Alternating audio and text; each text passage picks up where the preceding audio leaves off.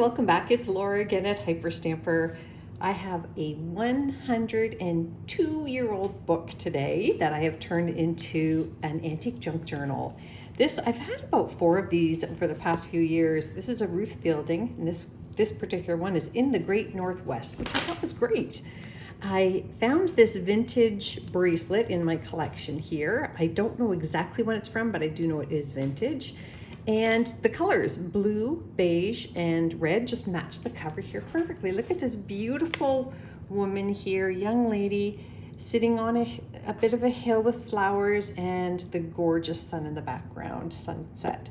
And then these are all vintage pieces here, as well as this was a vintage earring. And yeah, I matched some ribbon, and I just love how it turned out. So it's really overstuffed, so let me set aside that and show you the insides. It's got everything from cards to postcards to, oh my gosh, tags and receipts. And one of my favorite things is this 1950s skirt and top set from my Connie Francis, jacket and dress. I knew I could do it. Jacket and dress set from my Connie Francis paper doll collection. And isn't it exquisite? I love it so much. So if you're a fan of paper dolls, and I know a lot of people are, you might think those are really fun. So I'll just pop them back in here. And I love the pocket itself is one of the pages from the book. And then back here is just another one of these 100-year-old cursive writing exercise sheets for a student. Little drill sheet there. It's the original first plate of the book here. There's Ruth and the first publisher's page in the 1921 mark down there. Oh, it's, I guess, 104 years old. I was wrong. This is a 1960s vintage postcard with a Chicago skyline. Isn't that beautiful? It's got a nice little message on the back there from Daddy. And then, here is the Beatrix Potter. This is a very early edition, early 1900s, and that is the Peter Cotton, Little Benjamin. Really sweet cover on that book, but Little Benjamin double plate there. And over here we have one of Stacy's Maple Grove Dairy Receipts from Grand Rapids, Michigan for journaling one. Thank you, Stacy. And this is another children's book page here, and I put antique paper on the back to journal on as well. So lots of journaling space in here. This is another one of these awesome early 1900s handwritten thesis papers, and I love that there's red ink as well. It just makes me so happy. And that is from Rochester, from St. Bernard Seminary, and which is no longer, by the way. I looked it up. And then I just love this little tag I made out of an antique box, and it's got the original tape on there. I love it. A little vintage piece here, and then I hand stamped that. Cluster there, and then this is a vintage botanical book, and this is from the 1800s, about 1870, and that is the crater of Vesuvius, a volcano. Pretty cool. And this is a gorgeous 1887. Probably should have kept this one for my Christmas journal, but I really like it. It's this little girl who is rummaging through a box of Christmas decorations. You can see she's spilled them everywhere. She's very anxious to get decorating. I thought that was so sweet. American literature, early 1900s again. And there's a lot going on here. So this is just a front page of an antique book, and I love how it's stained over the years, and it's got Richard's name on the front there. I guess he owns that book. And this is really cool. This is from a newspaper, a French newspaper, and it's 2 football teams here. And it took me a while to find it, but down here in the little corner here is the football. Because at first I wasn't sure if it was a different sport, rugby maybe, but it is definitely football. And then a 1950s mix and match animal sticker book piece, and then a vintage playing card down here that you can upcycle and have fun with. That pocket is early 1900s Birds of America. Now this is probably one of the best pieces in this book. It is a hand embroidered vintage hanky, and I don't know that it was ever used because it's in pristine condition. And it's the new owner of this journal is now to cherish, which I did. And this is just a really cool piece here from 1927. Let me give you a better look here. It is lotions and potions and perfumes being advertised. And then over here, look at these fabulous fashions. Look at that. That is just one of the best pages ever, and that is from the 50s. And yeah, look at this.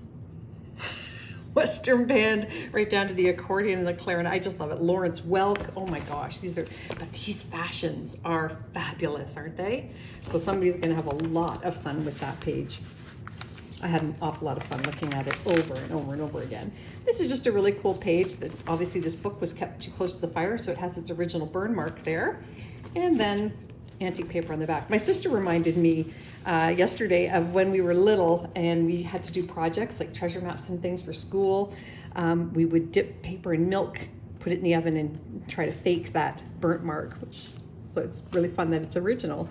This is the interior spine of the book. And then there's a lot going on here too. We've got a vintage art book plate, and we had a Chicago piece, and now we have a New York piece. That is a vintage New York Avenue from a Monopoly game, and this is a very old EduCard, and that is the number 10. Perfect 10. Another advertisement here for shoes from 1927, and children's book page from the 30s, and this is a 100-year-old student's workbook page, and an early 1900s plate. Sorry, I'm out of camera a bit there. More of the same. Look at this really sweet kitty cat children's book piece here from the 30s as well. This is from the 1935, I believe, so just before World War II. And I just love it. It's again for that watch company, and this is an 1800s arithmetic page. I put antique paper on the back because it was so brittle and I wanted you to be able to journal on it. And here's another one of these hand typed research papers, and then this is a vintage Wildflowers of America page, and pretty pink flowers here. Look at this one. You can find it everywhere in America. You don't see that too often. That's pretty cool. And then another really beautiful plate here, and it actually comes with its original page that it was attached to in the signature. So lots of journaling opportunity there, and I love the original tape transfer marks here. This is from the early 1900s, Lady Moon. And then, whoop, 2 pieces of Monopoly money, vintage, for journaling on.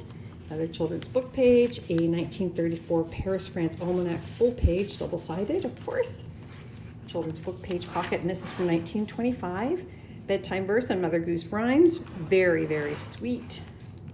And a Trees of America book. This is a different book, same series, and then this piece here is early 1900s as well. And look at this awesome photograph here. You know what they're doing here? They're lawn bowling. Look at that, lawn bowling, 1920s. I love it so much. Usually they're just posed, families posing on a lawn or something, but so that one's a really fun action shot. This is a things to make and do page from the 50s. And you can journal on here, that's tea-dyed. And then this here is a very, very sweet card to Mother Dear. Isn't that lovely? It's just wonderful, to the best mother in the world. And you can journal on there. I had to leave it on its page out of the scrapbook because trying to take it off would have ruined the card. So I just brought the card with it. Fun title of antique book page there. And this is a beautiful, sweet little page from the 1950s. Look at that. Isn't that lovely? I like my church with the big wide door and the people who come there to pray. Isn't that sweet? And a little pocket here of a vintage children's page as well. Stick that in there. And this is from the 1950s, the doily making book. There we go. And vintage pattern tissue. And this is from the early 1900s. Look at this beautiful goose, a white-fronted goose. The photography is spectacular. I don't know that we could beat it today, 120 years later, you know? This down here is actually tape that I collect. Believe it or not. I collect all the old tape as it falls off of things, and I keep it in a little jar. So this is just a lovely, it's actually out of a newspaper article and about bustles, the women who wore the bustles on their dresses. And then this is the Union Jack, the British flag, from an antique book, front of the book, an 1850s engraving, and that is it. I hope you love it as much as I loved making it. I've got another one coming out shortly, so please visit hyperstamper.etsy.com, give me a comment, and don't forget to subscribe. Bye for now.